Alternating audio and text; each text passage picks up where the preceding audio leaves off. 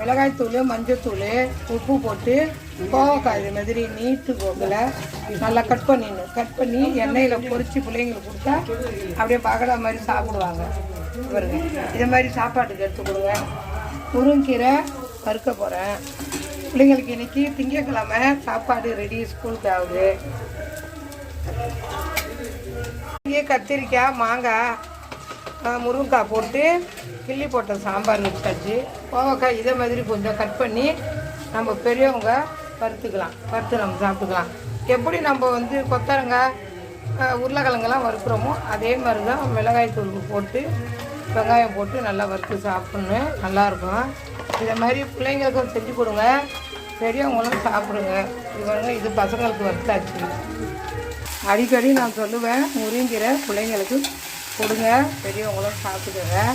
லேசாக அப்படியே தண்ணி தொளிச்சுக்கணும், அவ்வளோதான். மூடிடாதீங்க. கீரை ஆக்கி முடிஞ்சதும் மூட வேண்டாம். மூடிட்டா ஒரு மாதிரியாக மரத்துடும், லேசாக கசக்கும். தேங்காய் பூ தேவை உள்ளவங்க போட்டுக்கலாம், தேவையில்லாதவங்க போட்டுக்க வேண்டாம். சும்மா கொஞ்சமாக போட்டோம். பிள்ளைங்களுக்கு தான் இப்போ வந்து ஒரு கீரை வறுத்தாகுது. பாருங்க, எல்லாம் ரெடி ஆகிடுச்சு. வெங்காயம்லாம் அறுத்து வச்சுருக்கேன். கோவக்காய் இப்போ வந்து சமைக்கணும்.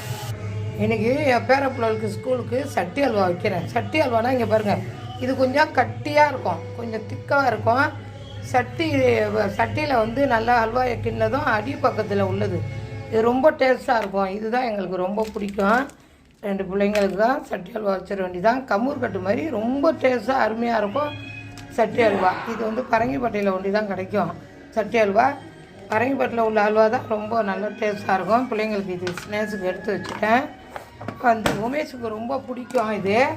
அவர் வந்து முட்லூரில் இருக்கார். அவருக்கு அனுப்பி ஒன்று எல்லாம் ஷேர் பண்ணுங்கள், சப்ஸ்கிரைப் பண்ணுங்கள், லைக் பண்ணுங்கள். பாய், அஸ்ஸலாமு அலைக்கும்.